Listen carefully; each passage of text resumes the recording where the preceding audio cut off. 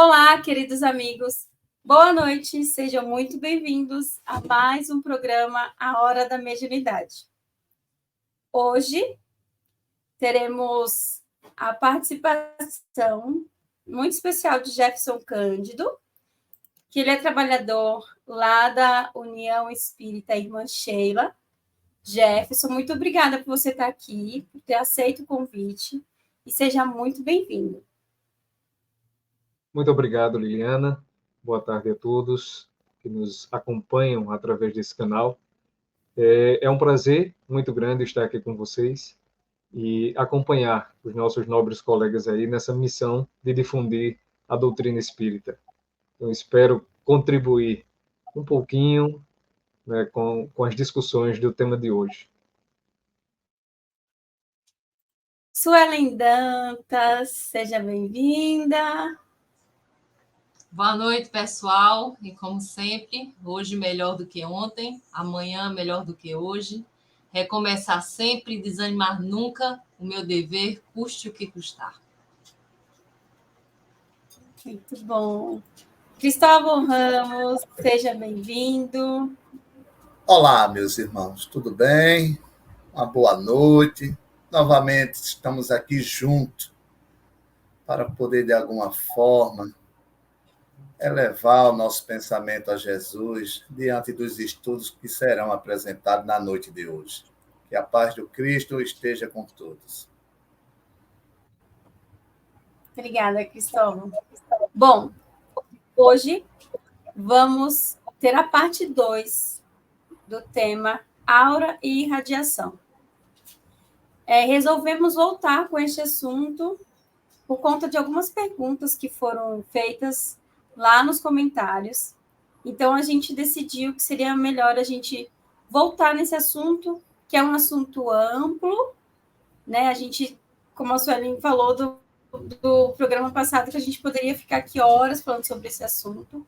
Então, a gente resolveu trazer isso de novo. A primeira questão de hoje vem lá dos comentários da Amélia Ferreira. Jefferson, essa questão é para você.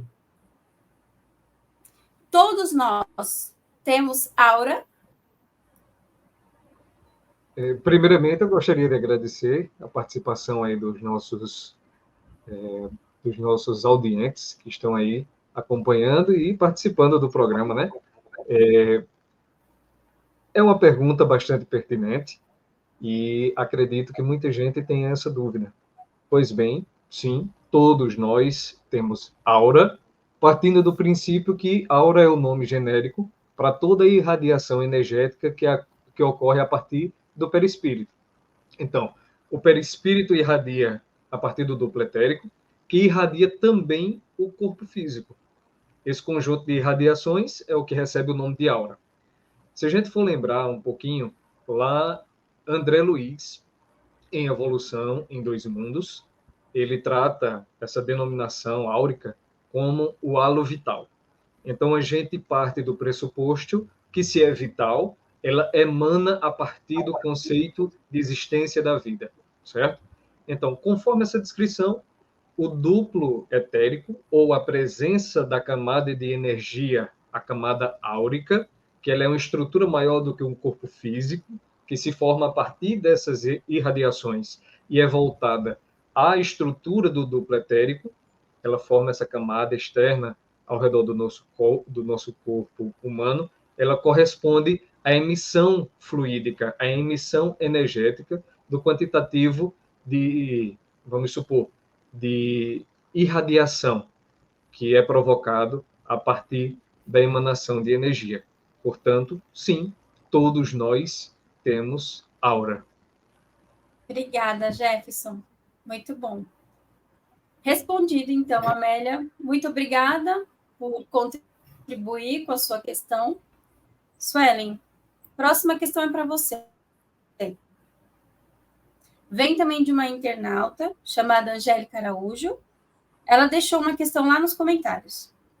Como identificar se os fluidos no ambiente são meus ou de algum espírito desencarnado? A Angélica é a que está questionando? Isso, Angélica Araújo. Angélica, você foi diretamente no ponto, assim, um dos pontos nevrálgicos de quem está estudando a doutrina e quem está desenvolvendo a mediunidade. No desenvolvimento dessa faculdade, quando você está na casa aprendendo a fazer isso, um dos primeiros pontos é justamente a sensação dos fluidos ao seu redor. Se você tem uma faculdade mediúnica ostensiva, você pode treinar isso, fazendo suas meditações em casa, buscando sentir o ambiente à sua volta. Para quem não tem essa faculdade mediúnica mais sensibilizada, a gente vai partir de parâmetros. Tá? O fruto ele não cai longe do pé. O que é que você vai analisar de forma racional? Quais são suas emanações psíquicas? O Jefferson falou que André Luiz tratou de informar que no livro Evolução em Dois Mundos, todo ser vivo possui um ralo energético. Ele chama de ralo energético toda emanação, radiação de um ser vivo. Somente do ser humano ele chamou de aura. Por quê? Porque a aura está envolvida em pensamentos. Eu tenho um acréscimo aí dos nossos pensamentos. Essa emanação áurica, com seus pensamentos, ela tem uma carga de energia. Quem já assistiu o filme Nosso Lar, lembra que André Luiz foi para uma zona umbralina. Aquela área, aquele ambiente que parecia um pântano, um lodo, sem plantas, com aquela lama, simula uma condenação. Mas, na realidade, tudo aquilo ali é criado por Deus de forma pura. As mentes perturbadas é que transformam aquela imagem ao seu redor. Por que eu estou trazendo essa informação para que você compreenda? Aquela mente perturbada, se ela não conseguir entender de que forma ela pensa, de entender o ambiente que ela está criando ao seu redor, ela consegue sentir o que é dela e o que é do outro? Não. Para que você compreenda o que é seu e o que pertence ao outro, o primeiro passo você precisa compreender o que é seu. O que é que eu estou emanando? Quais são os tipos de pensamentos? Eu sou uma pessoa que adora uma fofoca, que quando alguém chega para falar mal de outrem, eu fico efusiva, eu fico aflita porque eu quero ter mais conhecimento sobre a vida alheia. Eu sou curiosa sobre aquilo que aconteceu de ruim com o outro, porque eu estou, na realidade, torcendo para que o outro se prejudique. Essas são as emanações psíquicas que eu emano, que eu irradio. Então, esse é o meu campo áurico. De forma racional. Eu vou sentir isso. Eu pergunto para vocês. A gente escuta muito a história de um sapo que é colocado para ser cozinhado numa panela, desde o começo com água fria, e se eu pego uma água já esquentando, e se eu coloco o sapo, ele imediatamente pula. Se eu colocar o sapo na água fria, para que ele vá cozinhando aos poucos, ele morre e ele não vai perceber, ele não vai pular. Quando ele perceber, ele já vai amolecendo e já entra em falência dos órgãos. Então, nós não vamos sentir. Eu fiz um atendimento essa semana, na mesa mediúnica, em que assim que eu me aproximei, a aura do cidadão era tão densa, tão ofensiva, que imediatamente me deu uma dor na garganta e uma vontade de vomitar. Ele sente isso? Não. Ele está mergulhado aí. É uma emanação dele. E sabe o que é interessante? Como muitas vezes nós chegamos com o nosso preconceito e tudo a gente acredita que é do obsessor. Olha, o obsessor é que está me prejudicando. O obsessor é que está me causando isso. Eu não consigo dormir, eu estou com dor de cabeça, eu estou tossindo muito, eu estou sentindo dores terríveis. Muitas vezes isso é da nossa própria emanação. São nossas sensações. Em outros momentos, a sensação que eu tive era como se várias agulhas me perfurassem o corpo. Eu estou sendo mais prática com você para que você entenda de que forma funciona. Primeiro, você precisa sentir o que você está emanando. Após sentir o que você está emanando, e aí, se você começar a trabalhar isso, elevando o seu padrão, limpando sua áurea, você vai ver que uma sensação de leveza, de paz vai tomar seu coração. Essa é a sensação emocional que você vai ter. E aí, quando você chegar num ambiente, de forma mais intensa, se você for ostensivo, e de forma menos intensa, se você não for, menos intensa, um aperto no peito, como se houvesse uma compressão no seu cardíaco, às vezes uma trava na garganta, como se você engasgasse, uma dor ou na nuca ou perto da omoplata. Inclusive, também pode haver uma pequena dor, uma pressão aqui no frontal, tá? E se você for mais ostensiva, aí você de imediato vai sentir a irritação, mais leve ou mais forte. Lembra, gente, lá na aula número 2, a gente falou sobre os fluidos nos abraçarem antes da comunicação mediúnica.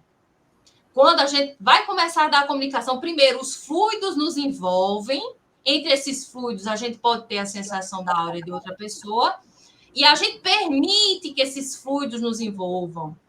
Se a gente está em vigilância, a gente não consente que esses fluidos envolvam a gente e a gente consegue ter uma atitude mais elevada diante disso e não vai se deixar levar por esses irmãos. Eu espero ter deixado bem explicado para você. Se não, fala com a gente novamente. Perfeito, Sueli. Gostei muito da sua exploração. E relembrando o quanto isso é importante. Porque cada pessoa, ela está sempre irradiando o que ela realmente é. Não tem como fugir.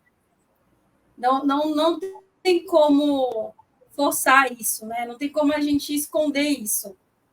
E ela vai impregnando com o seu fluido particular as coisas, o ambiente, as pessoas em volta, né? Vai criando uma impressão agradável ou desagradável, como você mesma teve essa experiência. E isso vale lembrar que se isso acontece com encarnado para encarnado, a gente acaba atraindo com a nossa própria irradiação, que é nossa, não vem de um terceiro, é nossa. Como a Sueli mesmo colocou, o que a gente está fazendo? O que a gente está pensando? Qual é o nosso pensamento? É bom? É ruim? Então, através do que a gente está irradiando, a gente atrai os espíritos que acabam se imantando com a gente e não saem do nosso lado. Porque a gente acaba tornando o imã, a gente acaba trazendo eles para a gente. Não é o contrário. A gente coloca muita culpa neles, né, Sô? Eles estão aqui, né? Tadinha de mim. O que foi que eu fiz para eu ter um obsessor do meu lado? Simplesmente você pensa e irradia a mesma coisa que ele. Bom, é isso. Cristóvão, a próxima pergunta é para você.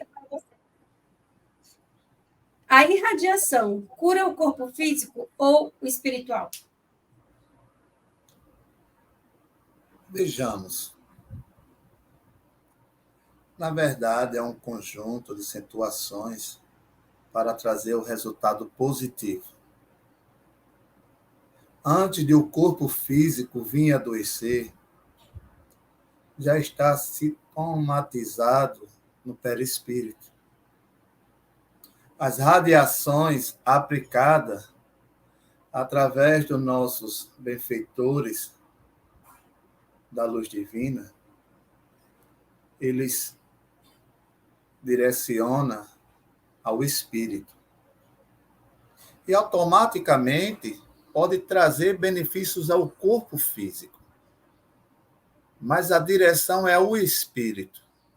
Se cura quando assim tem merecimento o espírito. Muitas enfermidades as pessoas querem colocar na conta, né? Para que haja a cura através da espiritualidade benfeitora. Mas tem enfermidade que nós precisamos passar para que, assim, de alguma forma, venha nos trazer o despertar. Porque só a dor e o sofrimento é que desperta.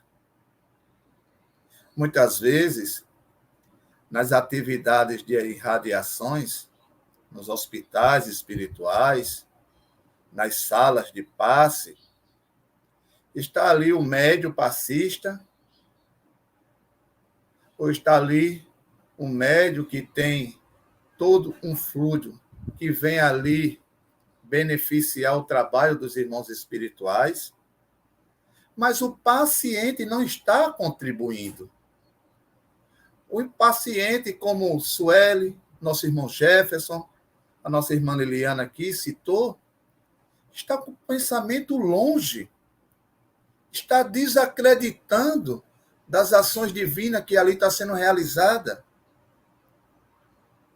Então, muitas vezes, os irmãos estão operando a misericórdia divina através dos recursos medicamentosos e o paciente desfazendo de tudo em seu pensamento. Mas, por misericórdia, assim ainda é feito. Só não é quando faz parte da programação. A uma certa idade, você será diagnosticada com a enfermidade, seja em qualquer órgão do corpo físico. Quando é espiritual, imediatamente, essas ações fluídicas, através da irradiação, vai ali lhe trazer um resultado, um benefício imediato. Mas, como acontece nas consultas espirituais, após essas ações, cabe a parte do paciente ou do consulente fazer a sua. Porque se sentiu bem naquele momento, saiu dali, já posso fazer o que quero. Posso agir da forma como eu bem quiser. E aí, como já foi dito, termina atraindo tudo novamente. Graças a Deus, Jesus permitiu que os médicos espirituais conseguissem ali trazer os resultados para aquela enfermidade localizada, muitas vezes, em todo o perispírito. E aí, o tratamento que se faz necessário, os irmãos não querem realizar. Então, por isso, como já foi dito, há a eficácia, mas o retorno da enfermidade, pelo desatento daquele que está sendo ali o alvo das bênçãos divinas. Então, a irradiação, ela chega como forma de emanação divina, medicamentosa, consoladora, vem suavizar tudo. Mas quando eu saio daquele processo, e aí me permito preencher a minha casa mental de todo tipo de pensamento que vem novamente me desajustar. Então, por isso, meus irmãos, precisamos manter nosso pensamento sintonizado com o Evangelho de Jesus. Mas o corpo físico também se faz uma necessidade nossa. Muitos medicamentos, de forma controlada, ninguém quer tomar a seu jeito. E assim se paga um preço. Tá certo? Então, que é isso e que Jesus abençoe a todos. Obrigada, Cristóvão. Suelen, você gostaria de fazer suas considerações nessa questão do Cristóvão? Sobre a irradiação, cura o corpo físico ou espiritual? Sim, por favor. Se a gente for no livro A Gênese, tá? No capítulo 15, que trata dos milagres e predileções segundo o Espiritismo, nós vamos encontrar, numa das curas realizadas pelo Cristo, a cura da mulher que sofria de hemorragia. É bem interessante observar essa cura, porque foi a única em que a gente não ouviu falar que o próprio Cristo tenha parado ali e, de imediato, ele tenha dito a ela que ela ficasse curada. Não.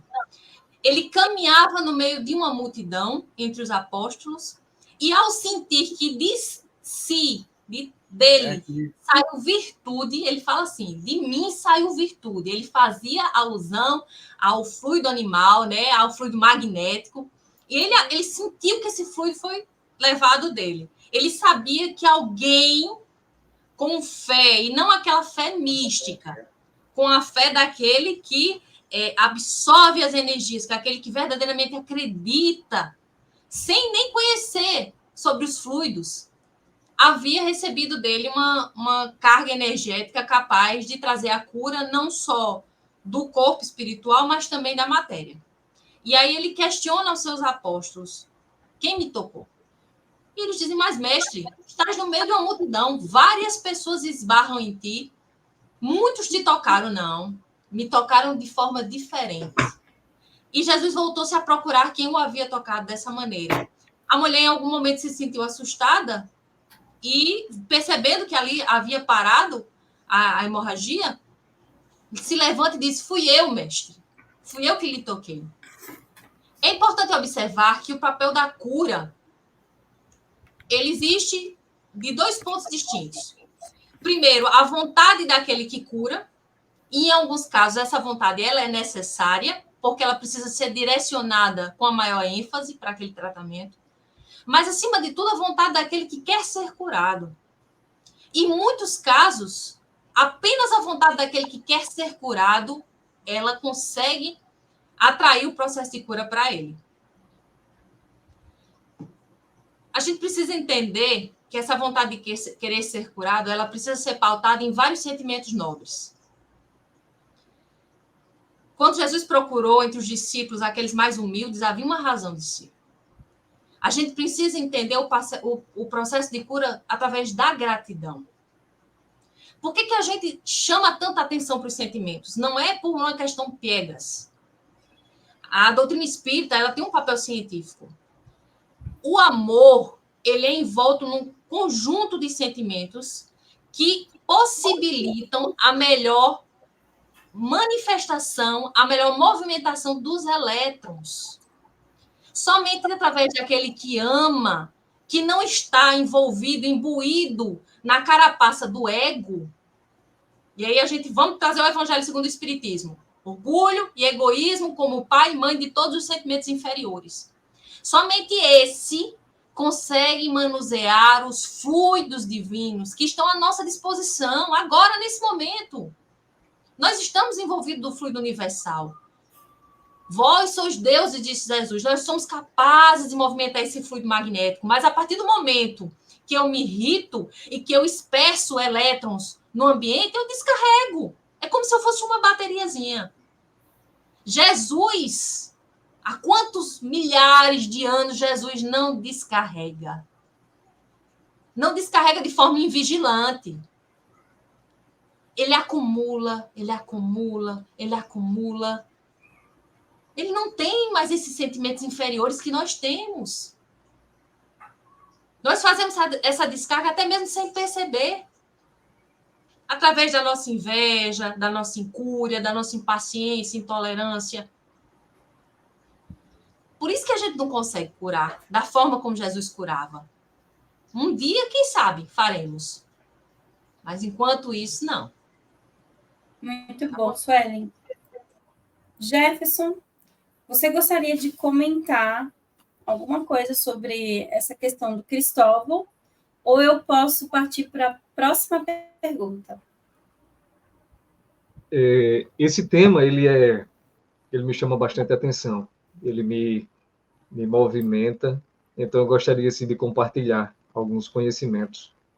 Partindo do princípio da cura, onde nós tratamos sobre a movimentação magnética, né, dos fluidos magnéticos, em direção ao corpo ou às células malsãs, né? Isso aqui utilizando a própria terminologia lá em Kardec, onde os espíritos trazem essa possibilidade da manipulação eletromagnética, fazendo infundir no corpo humano, na matéria, né, o princípio que faz a modificação estrutural das células, promovendo assim a construção ou a destruição de células malsãs. Nós sabemos que no nosso corpo físico nós temos células que elas podem se tornar a qualquer momento em outras células, como eu trago aqui o exemplo das células tronco. Mas a gente tem também alguns estudos que trazem que os glóbulos brancos, as células de defesa, acabam fazendo a fagocitose, que é ali abraçando, envolvendo aquela célula ruim, e ali transformando, né, imbuindo a possibilidade dela se transformar em uma célula sadia, eximindo ali, exaurindo ela do princípio doentio e trazendo a ela sobre uma possibilidade de cura.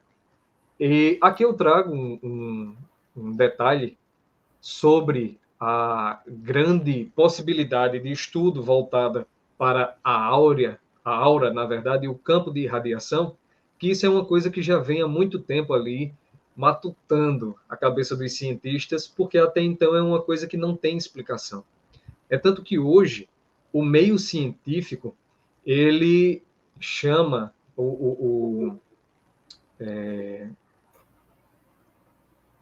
a camada áurica de espossoma humano. Então, ele já desvencilhou ali a característica espiritualista, que trata como aura, e colocou uma nova terminologia, chamando de espossoma. Então, nos estudos que a gente for visualizando aí sobre as novas descobertas a partir da aura, a gente vai ter ali falando sobre o espossoma. E existe um aparelho que foi muito fundamental para essas descobertas, que ele foi justamente construído baseado num grande expoente do nosso espiritismo, que foi Francisco Cândido Xavier, né? O cara que possuía uma radiação áurica exponencial que dava para ser sentida a muitos metros de distância dele. Então, um cientista da NASA, Verne Cameron, ele construiu em 1925 um aparelhinho chamado Aura Mater, que hoje a gente chama ele de como é, meu Deus? Aurímetro, perdão. Então, esse aurímetro ele é capaz de medir a capacidade de expansão áurica e transformar isso em números, fazendo com que, assim, a gente tenha em gradações específicas o número específico de elétrons e de prótons, né, para produzir a saúde diretamente do corpo físico. E isso é o que nós temos através das salas de cura no ambiente físico, nos hospitais, e um grande pioneiro nisso é o Hospital Albert Einstein, onde ele tem nas salas de radioterapia exatamente um aparelho que promove essa expansão do conteúdo fotaico e dos elétrons, onde a gente chama de TBI e TSI, que é a exposição a uma alta concentração de fótons e uma exposição a alta concentração de elétrons. Isso dependendo ali da doença ou do tipo de mal que aquele corpo se dote, né? Então, é muito interessante o quanto a gente consegue difundir e se aprofundar nesse tema que ainda é muito pouco comentado. Então, eu comungo muito desse raciocínio aí de Suelen, quando ela diz que dava para a gente aí desenrolar muitos e muitos episódios em um canal tratando sobre esse tema, porque a gente consegue conversar muito sobre isso. Obrigada, Jefferson. Vou mantê-lo aqui para te fazer a próxima pergunta. Após identificar os tipos de fluidos vindo de espíritos desencarnados, e pessoas encarnadas, como absorvê-los quando bons e afastá-los quando maus? É uma pergunta muito interessante, principalmente para aqueles que estão trabalhando no desenvolvimento da mediunidade. Nós podemos nos envolver pela capacidade de radiação dos espíritos que estão próximos a nós e utilizar este princípio energético tanto em favor de nós mesmos, na produção da nossa comunicação enquanto médiums, quanto utilizar isso para promover uma simbiose energética entre aqueles espíritos que poderão promover o contato com aquele espírito. Na maioria das vezes, os espíritos que encontram-se num padrão vibracional um pouco mais inferior, quando se entram em linha de conexão com a nossa própria radiação, e a partir dali nós conseguimos nos conectar através das ondas eletromagnéticas que possibilitam a comunicação, fazem com que nós tenhamos sentimentos muito parecidos com o que aquele espírito está sentindo. Mas aí a gente tem que lembrar sobre que a capacidade do sentimento, como o Suelen frisou bem no início, ela é uma capacidade do corpo físico. Então, tudo que nós sentimos é uma capacidade física. Aquele espírito, ele já não sente mais aquela necessidade. A partir do momento que a gente tem esse entendimento sobre o que é sentimento meu e o que está sendo atribuído a mim através da comunicação com aquele espírito, eu consigo desvencilhar, dizer, opa, peraí, esse sentimento aqui não é meu.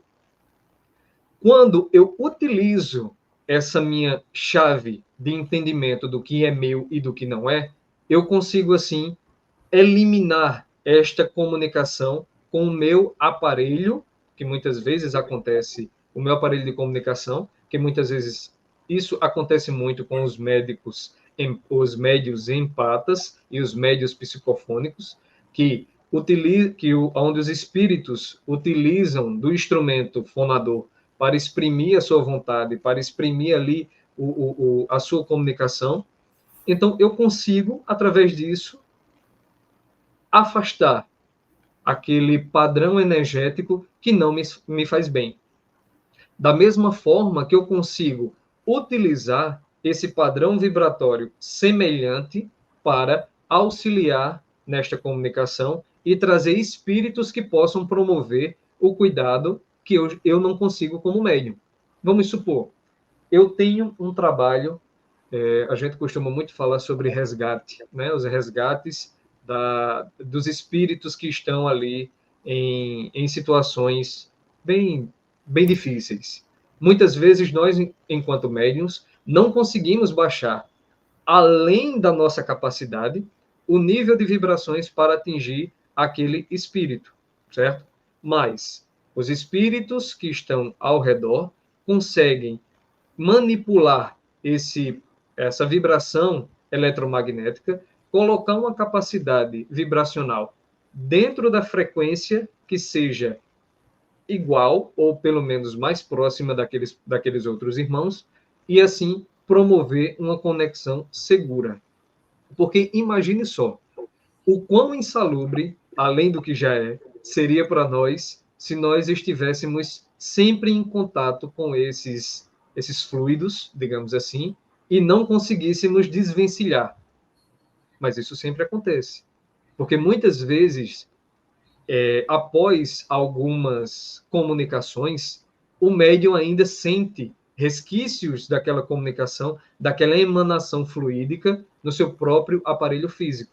E aí é preciso a utilização de técnicas específicas para fazer com que todo aquele acúmulo seja dissipado, que é as técnicas utilizadas nos passes, que são os dispersivos, né? Então, nós conseguimos utilizar a nossa camada eletromagnética para entrar em contato com a camada eletromagnética do resquício fluídico daquele espírito e fazer com que ele se dissipe de uma sorte com que nós voltemos à nossa condição normal.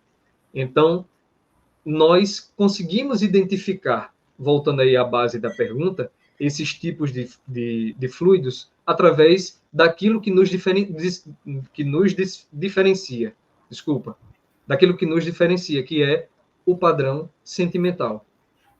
Então, eu identifico que o sentimento é uma força e uma característica ordinária do elemento vivo, então do elemento material. Se eu sinto uma coisa brusca e naquele momento não tem relação com o meu estado físico presencial, então aquilo ali já não me pertence.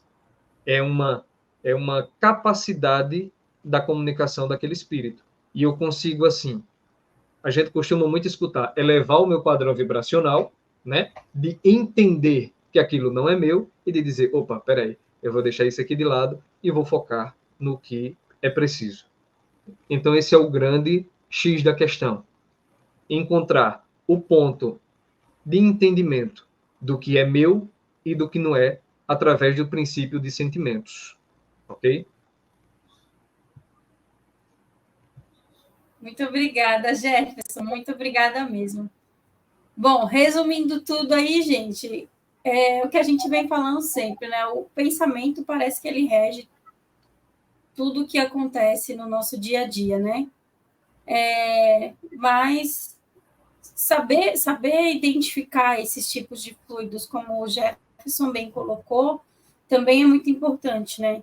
Porque muitas vezes a gente pensa que tudo vem do próximo até mim.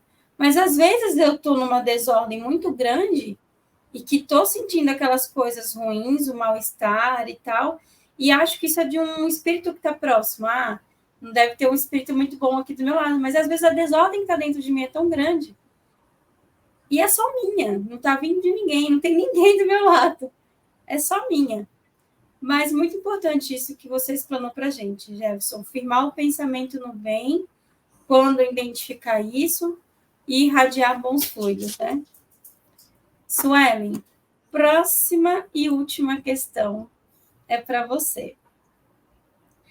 Qual o papel da vigilância na transformação da nossa aura? Olha, pessoal, Aniceto, no livro Os Mensageiros, até o filme que está aí no cinema, né? Passou pelo cinema. Quem não assistiu, vai assistir. E ele traz a informação de que a gente deve ter a atenção de que nós vivemos no aparelho psicofísico. Não só a nuvem de bactérias nos envolvem, bactérias, vírus do sistema orgânico, mas também uma nuvem de formas, pensamento do ambiente que nos circunda, dessa egrégora que nos circunda, né? Essa faixa vibratória onde está a Terra, né? Mais próximo à crosta, nós estamos mergulhados nessa faixa vibratória. Uma faixa vibratória que ainda existe em países em guerra, uma faixa vibratória que ainda existem os abusos de toda a ordem no ambiente de trabalho, os abusos físicos, os abusos familiares, numa faixa vibratória onde várias situações ainda permeiam espíritos pouco evoluídos. E aí, a vigilância em nós se faz de extrema importância.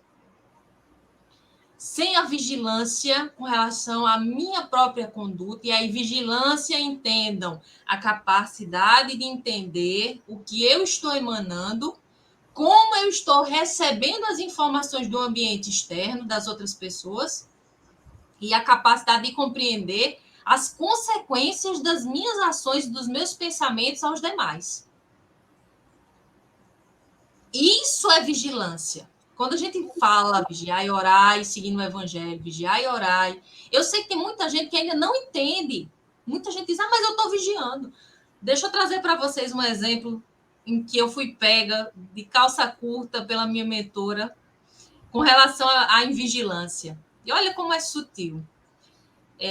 Meu marido quase desencarnou depois do Covid. Ele fez uma cirurgia exploratória e tirou um tumor desmoide e perdeu uma parte do intestino grosso, outra do delgado e um pedaço do ureter. E na noite em que eu voltei para casa, ele desceu para a UTI, vomitando muitos jatos de sangue. E eu vim para casa e na oração, né, assim que eu cheguei, fui para o meu quarto, fui fazer uma oração. E é claro, por óbvio, eu não podia perguntar outra coisa, assim como Divaldo pergunta quanto tempo ele vai viver, eu perguntei se meu marido ia desencarnar. Natural, para mim muito natural. E eu comecei a orar e pedir a Deus, Senhor, não leve ele agora. Deixa que ele fique, porque eu tinha certeza, para quase certeza que ele ia. E aí a freira se fez presente do meu lado e chamou minha atenção. E disse, minha filha, você está sendo ingrata. Fui pega de surpresa. Oxê, como assim eu estou sendo ingrata? Eu estou orando e pedindo a Deus para meu marido ficar. Ela fez, olha, você está sendo ingrata porque Deus lhe deu a convivência com ele durante 18 anos. Ele lhe deu isso. Deus não lhe deve nada. Em seu interior, em seu sentimento íntimo lá dentro, nessa oração você está cobrando a Deus que ele permaneça. Gente, era tão sutil que eu, na invigilância, mesmo num processo de oração, não percebi que o sentimento que me envolvia naquele momento tinha um cunho de revolta e de cobrança. Eu não percebi, mas eu estava cobrando de Deus um resultado, ao invés de agradecer. E ela fez, minha filha, vamos mudar. Vamos agradecer a Deus pelo que ele já lhe deu. Aí eu, percebendo, mudei a entonação e comecei a agradecer. E neste processo de agradecer, entreguei de verdade nas mãos dele o resultado. Entendendo que ele, como um pai amável, bom, um dos atributos de Deus, é isso. Bom só Deus, como disse Jesus, me daria o que fosse melhor para mim, para ele e para todos os familiares meus e dele. Deus dá sempre o melhor para todos nós. Por isso que a gente precisa ter essa compreensão de entregar nas mãos dele. Mas olha como a vigilância é algo ainda sutil, como uma pintura, uma obra de arte. Esse papel da vigilância é o papel de estar atento a mim, compreendendo a minha reação diante de todos e de tudo que me cerca. Eu quis trazer esse específico para que vocês entendam. Eu sei que muita gente vai dizer, não, eu discordo. Bem, por isso que eu trouxe essa perspectiva da freira para comigo, falando do que eu percebi e da sensação quanto a esse aspecto. Se você começar a adotar essa postura da vigilância, se observando como Joana de Ângeles traz na sua obra através de Divaldo. Eu sou uma fã, uma leitora voraz de Joana, de Hermance Dufour, está indicado aí para todo mundo. Compreendendo que o nosso ego cria máscaras, cria escudos para nos proteger. Mas a gente não precisa se proteger de si mesma, disse Sócrates, conhece-te a ti mesmo, quando ele leu lá no Templo de Delfos. Por isso que a doutrina trata com tanta ênfase a reforma íntima. Conheçam a si mesmos. Não importa o que o outro faz com você. Mas como você reage ao que o outro faz com você, é o que diz quem você é. É isso que está gravado como uma tatuagem na tua aura. É quem você é hoje. Quer mudar? Quer mudar essa tatuagem, essa marca? Começa a olhar quem é você. Você vai ver que vai conseguir compreender como é que está teu fluido e vai sentir o fluido dos outros e vai passar a ajudar praticando a caridade moral, que é muito mais cara a Deus do que a caridade material.